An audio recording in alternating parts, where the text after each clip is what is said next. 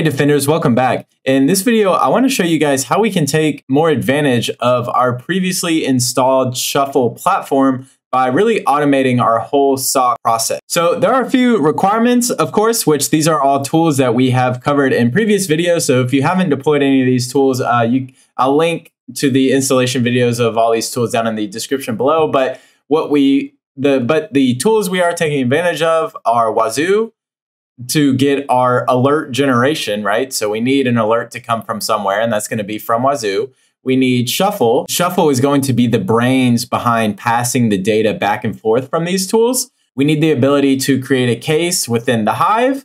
And then we also need the Hive connected to our Cortex instance so that we can gather some intelligence on the metadata that we are observing from our alerts, such as IP addresses. So if we now go on to our next slide, let's kind of talk about the data flow. So our data is going to originate from Wazuh, right? So our Wazuh agent that's on our endpoints is going to send its logs to our Wazuh manager, who's going to evaluate it against its rule set. When a rule has triggered, we are then going to forward that to Shuffle via a webhook. So Shuffle is going to be listening on a webhook, and we're going to tell our Wazuh manager, hey, when you get a specific alert, let's post that JSON message to our webhook that's running within Shuffle. Shuffle is then going to take that data and pass it and create a case within the Hive. So with the data that it receives from our Wazuh manager, we're going to create a case within the Hive, and we're also going to add some metadata fields around that, such as maybe our rule ID, our agent name, our source or destination IP address that triggered the alert, file hashes, really whatever metadata we want to add to our case within the Hive that we've created. We'll be able to do that with Shuffle, and that'll be more clear as we go through it. And then our last little piece here is going to be Cortex. So once the data is published within the Hive and a case has been created, we're then going to call Cortex to gather intelligence around, such as the IP address, maybe the hash of the file, maybe the username that has attempted to log in. And that'll be kind of our brains, right? And we're going to automate all of this. So what's going to be really nice is previously, right, we had to manually kick off our Cortex jobs. We had to manually create a case within a Hive. Got a little bit around that with ElasAlert, but integrating Shuffle is going to give much more power to us in terms of fields that we add to the Hive and so on and so forth. So this is our total flow of data here. And then how we're going to orchestrate all this, and again, the brains of all of this is going to be Shuffle. Right, so I mentioned, so this is just a screenshot of what our workflow is going to look like at the conclusion of this video. So I mentioned our webhook. So Shuffle is going to be listening on a webhook that is going to receive our JSON from our Wazuh manager. So from receiving that alert, taking that data and then using it to pass it to the Hive, right? And then these different nodes within the Hive are doing various things. So first we're creating an alert, and then we are going to add our observables to that alert, such as our IP address or our hash value of a file. We're then going to create a case within the Hive. We're going to, in this example, take advantage of make a HTTP request, post request to the Hive to create a case from this alert. We're then going to update the case with some of our meta details that we want to add, and then we're going to run our Cortex analysis. Depending on what we get back, we'll then post a message out to our Discord channel and say, hey, a known malicious IP has generated an alert within Wazuh. So that'll be kind of our flow. I'm sure this is probably as clear as mud right now, but don't you worry, this will become a lot more clear as we actually start to build this out, and we're going to start from scratch. So you'll see everything from scratch, and we're going to work through this together. So go ahead and stick around and we will jump into it.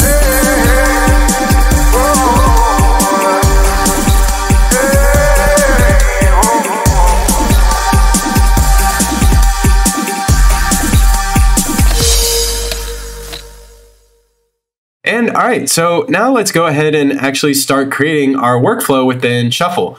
So I've logged on to Shuffle here, and if we go into workflows, you'll see we'll be presented with creating our new workflow. And I have a few here, but we'll just disregard. We're going to actually build our new workflow from scratch. So let's go ahead and say new workflow, and I'm just going to give it a name. I'll say Wazuh alerts, and I'll give it a description of, let's say Wazuh alerts, login, and I'll go ahead and submit that. And now this will create our blank workspace for our new workflow. So first we need to actually have Shuffle receive our alert from Wazuh, right? And so how we're going to do that is actually via a webhook. So we're going to create a new integration within our Wazuh manager that when Wazuh triggers a rule that we want to send to Shuffle, it is going to actually do so by posting to a webhook that Shuffle is listening on. So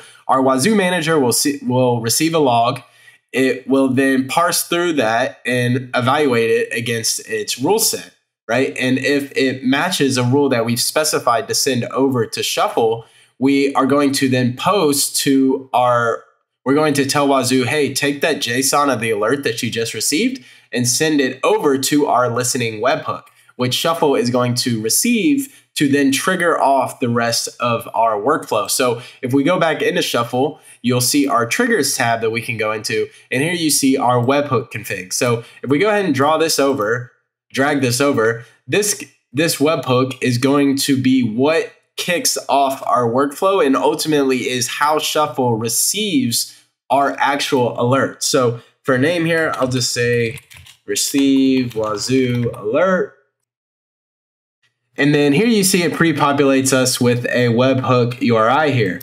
So what we're going to do is actually copy this guy, and I will just throw it into a notepad for now. This is where we'll tell our Wazuh manager to make our post out to our webhook that's listening on Shuffle's end. And that'll be really clear here in a sec when we actually see this kind of go through. So we can go ahead and start this guy. And now let's configure our Wazuh manager to actually send alerts to this webhook. And what I'm actually going to do as well, before I go any further, is I want our next node within our workflow here, I actually want it to repeat the contents that are received via the webhook that triggers this workflow. So I'm going to say repeat back to me. So I'm going to erase that, and then I'm just going to check, and then I'm going to select our plus icon here, and I'm going to say execution argument. So what that means is that we will repeat what we received from our webhook so that the rest of our nodes within our workflow can take advantage of that data. And that'll be clear here in a sec. So we got that running. Okay, it's running. I'm going to go ahead and save this guy. Now let's configure our Wazuh manager to actually send its alerts over to our listening webhook. So if we go into Shuffle's GitHub, they actually have these integration scripts already built for us, which are nice, which I will link in the description below here. So I will first go into custom Shuffle, and I'll just grab the raw value of this, and I will copy this guy, and I will actually navigate. So now I am on my Wazuh manager. Again, we need to tell our Wazuh manager where to post the alert that it received, right? So I'm going to go into var OSEC integrations here and list this out. You see some of the other integrations that we previously built as well. So I will go ahead and just open up a file, and I'm just going to call it custom Shuffle. And this first part will be our wrapper. So really this will be the same for everybody. We won't need to change anything here. So I'll paste that there, save that out, and now go back, and let's now create our custom shuffle.py, which this file will actually make some changes in. So I'll go ahead and copy that, and I'll create a custom shuffle.py, and I'll paste those contents into there. And really the only change we need to make here actually is with our send message. So if you see, our webhook is actually using HTTPS, which, since this is a self-signed cert, Wazuh will complain about not trusting the cert. So I'm going to actually just add another parameter here. I'm going to say verify, and I'm going to say is equal to false. And I'm going to save that guy. And now we need to change our permissions. So our permissions and ownership. So I'm gonna change our ownership to root and OSEC. And I'll just do it for everything custom shuffle. So I'll do our wildcard there. And then we also need to change the read write permission. So I'm gonna go chmod 750 and custom shuffle and then a wildcard. So it does all of them. And if I ls and lsh that, that looks good. So our script, so our wrapper is owned by the user root and the group of OSEC. And then our Python script is also owned by the same, and our execution parameters are now in set as well. So, okay, so that looks good. So now let's go into our osec.conf. So if I go to var osec etc osec.conf, now let's tell our Wazuh manager, hey, I want you to use this integration script and I want you to post out to our specific webhook. So, and I already have a few of these here for my own environment that I like to run. So I'm actually just going to copy. I have all these guys commented out, but I'm going to create a new one so you guys can follow along as well. So I'll just say shuffle demo, and I'll close that comment. And I will just copy this block here and paste that in there. And so we are calling our custom shuffle. Notice this isn't our .py, this is our wrapper. So our wrapper will actually call our Python script. We are here, I'm saying a rule ID of 23506. I'm actually going to change this to level of 3. So any rule that has a rule level of 3 will generate this alert. We'll fine tune this here in a sec. So we can specify specific rule IDs. We can specify rule groups. So there's a few options that we can specify there, and you can create as many of these integrations as you want. So if there's multiple rule IDs or rule groups, you can comma separate them, or if you want them to post to separate webhooks that are running different workflows, right, you can also create new ones as well. And this level 3 here is saying this isn't just only level 3 events, this is level 3 and above. So pretty much anything Wazuh logs, this will trigger. And now we need to change our webhook URL, which is going to be the value, which will be our value that was created when we brought in our trigger webhook. So I went ahead and copied that guy to Notepad. So I'll just copy this guy, and it is still running, so that's good. And I will paste that there. And okay, everything looks good. So let's go ahead and save that off. And now let's restart our manager. And we should now, since we're sending all level 3 alerts, we should start to receive some alerts immediately once our manager restarts. And then we can also tell our integrations log file to make sure that Wazuh is sending out our messages. So if I do tail-f var log and or var osec log integrations.log, okay, good. We're seeing some postings out to our webhook. So now our webhook should be now receiving alerts, and we can actually select the running person here to actually show our executions. So now we're actually starting to see our alerts come in. So if we select this guy, let's go ahead and look at the data that was sent to the webhook. So here we're getting so here our rule that our Wazuh rule that trigger that says OSEC server started. And if we go ahead and select this all fields, you see all of the fields that we see within Kibana as well, right, are now made available to us. So let's actually bring this guy off to the side here, and let's make this a little prettier. So, and you notice I selected the change me one, right? Because what we're saying, what our call is here, right? We're saying to repeat everything that we received from the trigger.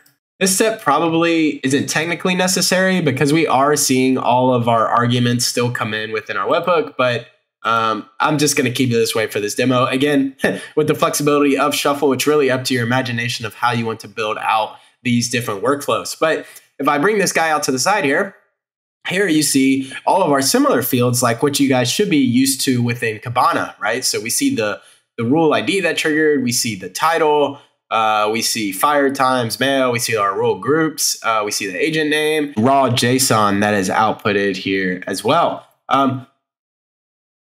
So that looks good. Okay, so now our Wazuh manager is sending our rules to Shuffle. And so, okay, so let's go a little further. So now that we're receiving our JSON, now that we're receiving our alerts into Shuffle, now, okay, so what exactly can we do with this? Well, what we're going to do is now be able to, so we are now receiving our alerts via Shuffle. So now let's actually build our workflow to where we're now going to create alerts and cases within the Hive based upon what we received within our workflow. First, I'm going to specify a particular rule of when I want the Wazuh manager to actually post to this webhook. And for this demo, I'm just going to do a failed login. So I'm actually on one of my agents here, and let me actually grab what the rule ID would be for this login. So actually here we're already starting to see some. This guy is out on the internet, so of course China is already trying to log into this guy. But this is a rule ID of 5716, so I'm going to copy that value. I'm going to open my manager again, and I'm going to go into our OSEC conf. I'm going to go down to our integration that we created. And instead of level of 3, I'm actually going to set this to rule ID. So I'm going to say rule underscore ID. I'm going to say 5716. And let me make sure I get all my brackets. I'm going to say rule underscore ID. And then restart this guy. So now the Wazuh manager will only post to our webhook when it sees rule ID 5716, which pertains to an authentication failed, pass through it, right? So now it'll say, hey, I received this alert from, hey, I received this log from my agent. This is an authentication failed match. I'm going to now post it to our webhook. So once that restarts here, which it looks like it has, I can actually now, okay, good. So now if I go back into Shuffle, we should see now all of these workflows starting to kick off. And sure enough, if we look at our last one here, let's go ahead and bring this guy out to the side. Here we go, authentication failed. And you can see me hovering over my mouse here. And we see this is our agent that we received the alert from. And now we're getting all of this metadata back, right? And if we go into Wazuh, you'll notice that the fields that we're actually bringing in are all the same. Right? So, which is really nice. So anything you see within Kibana, that is also being brought into our Shuffle alert, which is really nice. So now, okay, so now what can we do with this? So now let's actually build our integration to create an alert within the Hive automatically. So I'm first going to, I've created a user. What you will need to do is create a user within the Hive pertain to a specific organization, and you'll actually need to create an API key for that, because we'll need to create these credentials within the Hive app within Shuffle, right? So now let's go ahead and search for the Hive, and this should be brought up here. And so now let's go ahead and drag this guy over. So I'm going to select this guy. I have already created an authentication. What you'll need to do is add the authentication yourself. So what you'll do is you'll just select that little plus icon there. You will put your API key in of your user. Again, that will pertain to the API key that you create within the Hive for your specific user. I have mine set to an org admin so that I can take advantage of all the API requests within the Hive here that I can make. You will then point to your URL of what the Hive is listening on. So by default, it listens on port 9000. You can, of course, change that and bind that to any port you want. But you would just copy your value here and paste that within here. And then your organization will need to match the organization that user that you created the API key is assigned to within the Hive. And here, this is the open secure organization. Of course, yours will be differently. You just need to reflect that there. I've already done that, so I'm just gonna go ahead and exit out of that. And now, okay, so what do I wanna do first? So I bring the Hive over, and here you can see all these actions that we have available to us. Well, first, I want to actually create an alert out of our out of what we receive from Wazuh. So if I go into the Hive here, if I go into my alerts tab here, you see we don't have any alerts. But let's go ahead and as part of our workflow, our automated workflow, let's go ahead and trigger an alert within the Hive for when we get an authentication failed. So I'm going to select this guy. I'm going to give it a name of create. I always like to name these guys just so I kind of have an idea of what these nodes are doing as our workflows get bigger and bigger. It's easier to track down. So I'm going to call it create alert. And we're going to use an action of create alert. And here at the type, I'm just going to call it a type of, I'll just say incident. Our source, I will say Wazuh.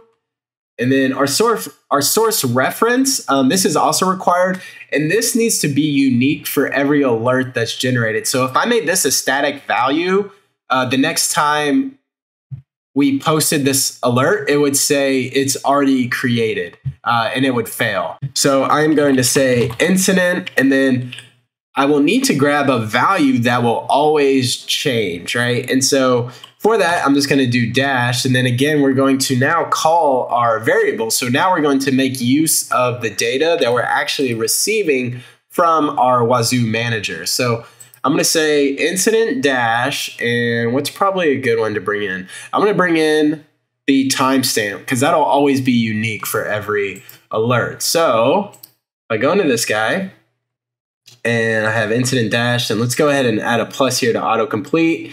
And then I'm going to call my change me, which I should have I should have changed that to repeat after me, but that's fine. And I am going to bring in our timestamp. And if you see, if we can actually hover over it here, you can see the value that was previously generated within this field when this alert was triggered. So I'm going to select that guy, and here you can see it's created our new variable from the change me node, and we're bringing in the timestamp field. So that looks good. I'm going to give it a title of these. You can also hover over these and see if these fields are required or not. So you see required true for these first three. These other ones are not required. However, you can add them in if you want. I'm not going to for this demo. Just because I'll take up more time. So let's go ahead and save this guy. And now what's a nice little feature is we don't have to wait for Wazuh to post to our webhook again. What we can do is we can actually run a pre-existing workflow. So we know that this one generates our authentication failed alert. So I can select this icon here that will actually rerun this workflow for us. So we don't have to wait. So we can test our new additions to our workflow without having to wait for a new alert to come in. So here we get back our success. So far it looks good. So we have now created an alert within the Hive with the alert ID of 4232. If we jump back into the Hive, how about that? Now, since these other ones are starting to come in because bots are trying to log into my box, those will be populated here. But we now get our alerts coming in. Let's actually add a title to that so we can kind of organize that. So, and it's as easy as this. So I can select this guy. I'll actually delete these alerts because I'm going to run a workflow on a pre-existing alert, right? So it would have complained at me saying, hey, this alert has already been created because the timestamp value would have been the same. So let's create a title and let's bring in, what should we bring in? I guess let's say description, and then let's also bring in the source IP that triggered this alert. So this guy, okay, so let's go ahead and build a title out of the data that we actually received from the alert. So I'm gonna go ahead and select this guy again, and let's say source IP, and then let's go ahead and autocomplete, and let's bring in our data.source IP field. Which is here, and here we can see our value of 61,117 or 177, 173.16. So I'm gonna select that. So source the IP, which will bring in the IP address, and then let's say the rule description. So I'll say a space there, and then let's bring in the rule description that comes along with with the Wazuh alert, right? So SSHD authentication failed. So let's select that guy. And now our title should read, once this triggers again, source IP. This will always be static, right? Because this is not tied to a variable. This is what I typed into the text box here. So that'll always be static. And then we're going to say the values that can change. We're going to bring in our data.sourceIP that was associated with the alert, and then the rule.description. So we'll go ahead and save this guy off. And let's see if we had some other ones come in. So we have, and again, since I just saved that, none of these have a title. So now watch this. If we go ahead and run this guy again, we should see our alert be created again. And then we will see now we will have a more descriptive title, which will specify the IP address and then the rule description. So here we see source IP, specific IP address, authentication failed. Great. So now let's actually, and if we open this guy, you see we don't have any observables. We don't have any observables associated with this alert. So we're bringing in the source IP, but what I would like to do is add that source IP as an observable that I could then use to actually run a Cortex analysis against, right? So our observables are required for us to run our Cortex analysis. So now let's actually add this source IP as an observable to this alert. So I'll go ahead and go back into our workflow, and thankfully we have an action for that. So I'll go ahead and say the Hive again, and let's go ahead and bring this guy over. And I'm going to draw our arrow here because, again, this will be sequential, right? So first we need to create our alert, and now I want to add an observable to our alert. So here I'll say add underscore IP, I'll say to alert. And for our actions here, we're going to select the add alert artifact. And now we'll see a few more parameters that we need to set. So we first, and I hope you guys are kind of starting to see the power of this, right? So we first need to specify our alert ID.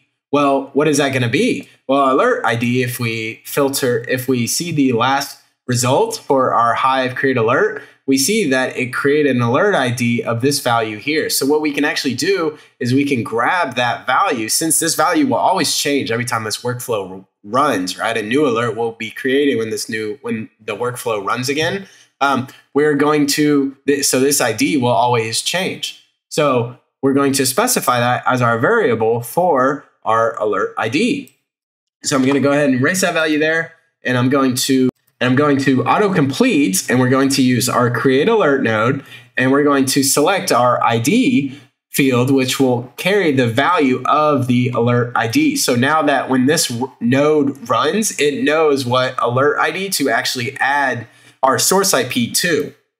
Our data type, I'm going to set to IP, and this data type again will pertain to Cortex. So Cortex knows, okay, the data that's coming to me right now is an IP address. So we have that set, and we are actually statically setting that because for this particular rule, we know that we're bringing in our source IP, and we know that that value is always a IP address. So now for our data. So this is actually going to be the IP address that we want to bring in with the alert. So we're going to autocomplete on this, and we're going to go back to our change me, which repeats back from our webhook, right? So I'm going to scroll down here, and we're going to again grab our data.sourceIP. So we're going to grab that there. So now when this guy runs, he's going to add the IP address that is associated with that alert as an observable. And these other fields aren't necessary, so I'm just going to go ahead and erase those and save this guy. And let's remove all of our alerts here. And let's go ahead and save that. And then let's go ahead and execute this guy again. So now we're executing it. And if we follow along here, okay, good. We see our alerts come in. Let's see if our add IP to alert has finished. Looks like it has. Let's see our results. And okay, that looks good. So now if we select, which one was it? I would imagine, oh, actually we see it with observable. So now if we select this one, preview and import, we now see our data.sourceIP has been added as an observable with a type of IP address. So great. So now we are taking we're taking values that we receive within our Wazuh alert and adding them to our alerts within the Hive automatically, right? So automagically, right? So, and that's happening now for every alert that's coming in. So this guy triggered it again. This is a bad IP address. He keeps trying to get in. Okay, so now let's actually create a case out of this alert so we can actually now run Cortex jobs against it to analyze the reputation of our IP address. So I'm going to select the Hive again here, and I will connect this guy. And here we will say, I'll just give it a name of create_case. And for our action, I'm going to create case. I'm actually going to create case from alert instead of create case because we've already created our alert. Now let's create our case from alert. And again, here we're specifying our alert ID, which will be the same value that we filtered on previously, right? Within our add IP to alert node. And here we're going to filter, we are going to specify our alert ID, which just like the previous node, we will do the same autocomplete. So we'll say our create alert node, right, is the one that has the value of our alert ID within the Hive. So I'm going to select that guy. And the case template isn't required. You can build templates through the Hive. There's a ton of stuff you can explore on the Hive on your own. And videos later down the road, I'll kind of get into more of that. But that's a little out of scope for this video. So now let's say, okay, now let's create a case from our alert. So I'm going to go ahead and save that guy.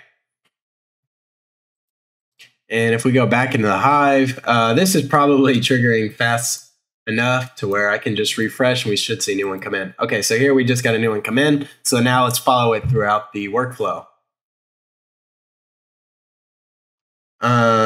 Okay, so that looks good. Our add IP got created.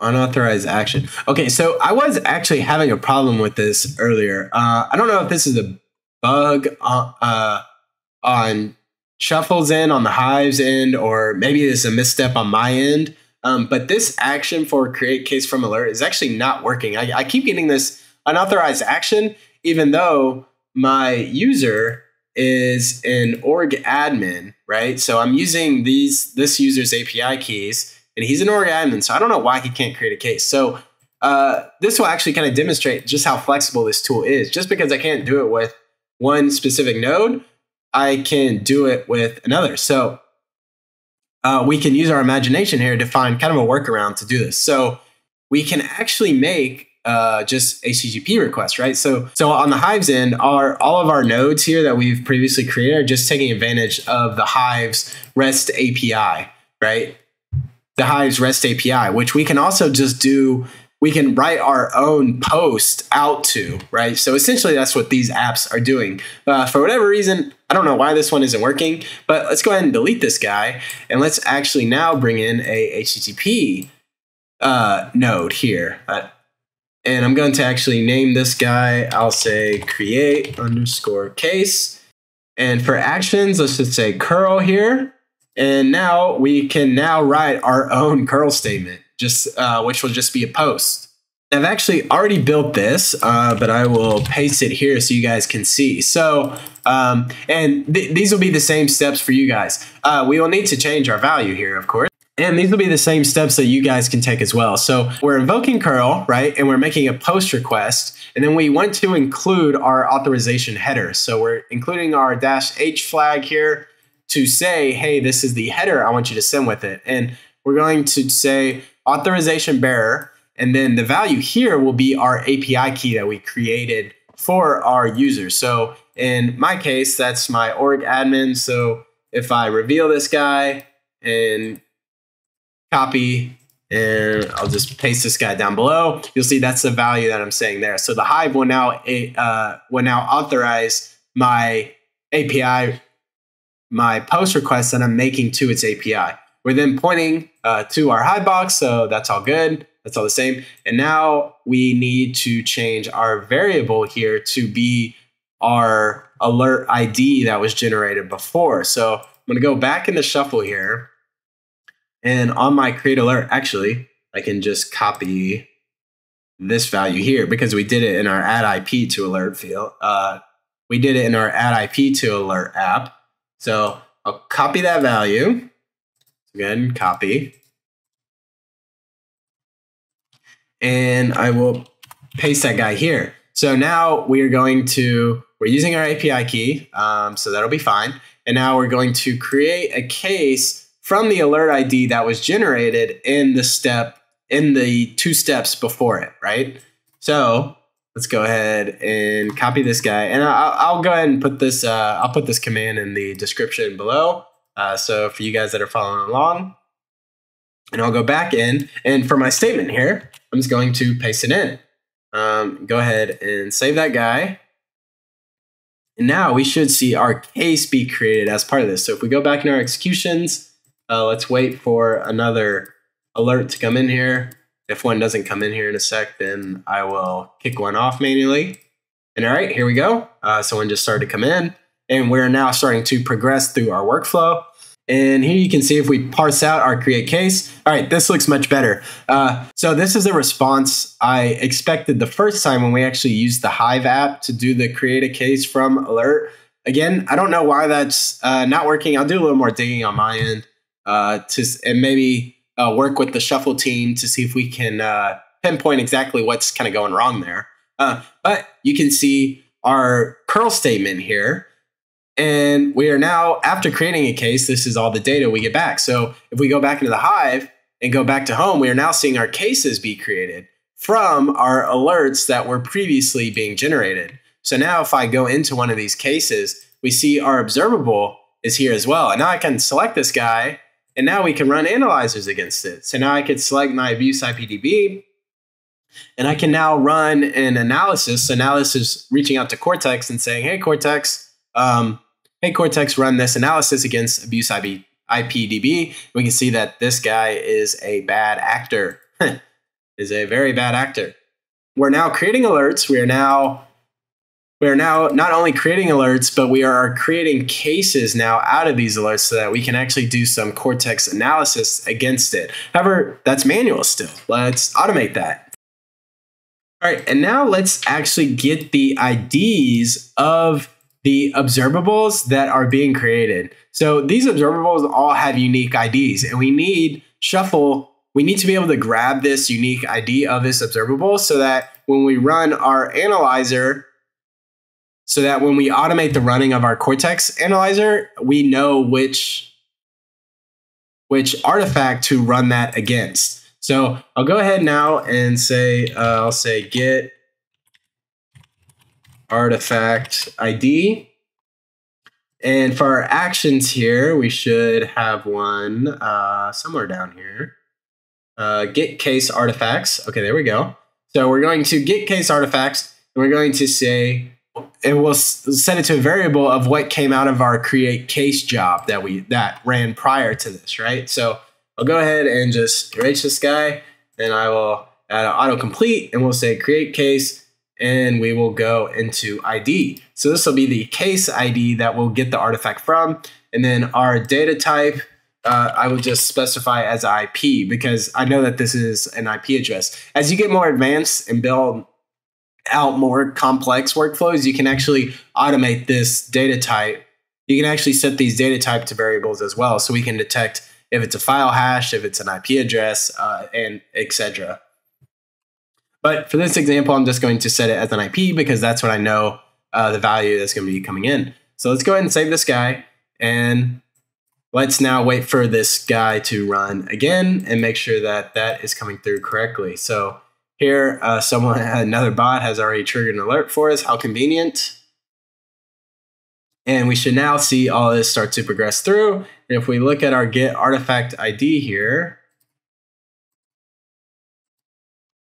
if I can bring this out to the side, I don't know why that's not working, but you can also drill down here into these arrows. And here we can see, okay, we're bringing in, so it's finding our data, right, which is our source IP. This IP address is still hitting us, believe this or not. It's still hitting us, believe it or not. And here we see the observable ID value here. So now That looks good. So now let's finally be able to automate the running of our analysis.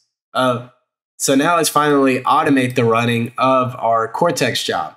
So I'll select this guy. Let's say run underscore abuse IPDB. And instead of create alert here, I'm going to say run analyzer. And now we need to get our Cortex ID, which our Cortex ID will be the value that is within that you should also see once you connect the Hive to Cortex. So here, mine is just Cortex in all lowercase. So that will be your corresponding Cortex ID. Yours may be different just depending on whatever you named it. So mine's Cortex and all underscore. And now we need to add our analyzer ID. And the best way to find this is, well, you can actually do it. You can do it from the Hive. So if you select observable, run analyzer, this will be your analyzer ID. So I'll go ahead and just copy this guy and paste it here. And our artifact ID we will now grab from the previous node, right? So go ahead and select autocomplete. We'll say get artifact ID. And we will say our, looks like it comes in twice here. So I'll just pick this one. That one should work. And I'll go ahead and save this guy. And now the next time this runs, our Cortex analysis should be ran automatically. So here we have one starting to go through. And let's see if our Cortex has ran. Okay, so far it looks good. So let's go back into the Hive. Let's go into our latest case. If I select this guy, observables, and sure enough, this has ran automatically for us, which is awesome. So let's go ahead now and bring our Discord app over. I will connect this guy here. I'll give it a name of, I'll just say posts to Discord. And let's create an auth for it. I've already created my webhook within Discord, so I'm going to give it this address here. So I'll copy that, post that there. I'll just say Wazuh underscore channel for that. I'll submit that guy. I will select send a message. And now let's put in our webhook URL. And Shuffle automatically appends the API, the /API/webhook. So if you're looking to do this on your own, make sure you just copy the values here after the webhook /. So I'll copy that guy, paste it as my webhook URL. And for our message, or for our verify, let's set to true. And for our message, let's just do a test real quick. So I'll save that and wait for this guy to run off. And we should now get the string of tests within our Discord channel that we created. All right, so that's starting to kick off here. So now if we observe it going through, if we scroll down here, okay, it looks like we got a success. Okay, it looks like it posted. If we go into our webhook, okay, yeah, we see our test coming in here. Okay, cool. So let's actually post then metadata around our alert, right? So let's actually grab, what would be some interesting fields? Let's go into our change me. For our last execution, let's see what fields we could bring in. Let's see, I wanna bring in, let's say we'll bring in the role description. Or here I could say source IP, and then we'll bring in the source IP, SSH authentication failed. And then we also should have the username somewhere in here, DST user as root. Okay, so let's populate. So let's go ahead and configure what message we get posted to Discord, right? So in our message tag here, so I will say, I'll give it text of source IP. And let's autocomplete, and we're going to get our change me node. So I'll hover over this, scroll down, and select our source IP. Do a space. I'll go to the end, and I'll do another space, and let's autocomplete so that we bring in the rule description, which should be somewhere. There we go. And then let me make sure it added a space in between. It did not. So make sure you have a space there, or it won't be too pretty. I'll do a space again, and then actually let me type the text. I'll say for username, and then let's bring in the value that they tried to log in with, which was DST user. And okay, save that guy. So now the next time this runs, we should see that message populate within Discord here. So if we go back and trigger an execution again. All right, and if we look at our latest workflow here, we see that has completed. Let's open our Discord. Okay, it looks like it has sent the content. So if we hover over where my mouse is, sorry, I can't like highlight this for you guys. I'll close that. And then if we go into our app, yeah, here we go. So we can see our friend from, I think it was China is where this was coming from, is still spamming us and keeps trying to log in as the user root. And all right, so I think that wraps it up for today's video. In the future videos, I'm actually going to show you guys how we can add some logic to our workflow. So meaning that, so as of now, anytime an alert is an authentication failed is generated within Wazuh and goes through our workflow, it's always being populated to our Discord channel. However, wouldn't it be cool if we could intelligently only post it to our Discord channel if our results came back with a positive hit, right? And so if this was a benign IP address, it wouldn't actually post out to Discord or Teams or Slack or whatever communication channel our team is currently taking advantage of, right? So we could build some intelligence around to say, hey, I only want you to get human eyes on this if the observables brought in with the alert are known to be malicious, such as what we see here. So stay tuned for that, and we'll build upon our workflow here. And I appreciate you guys hanging out with me, and I will see you in the next one.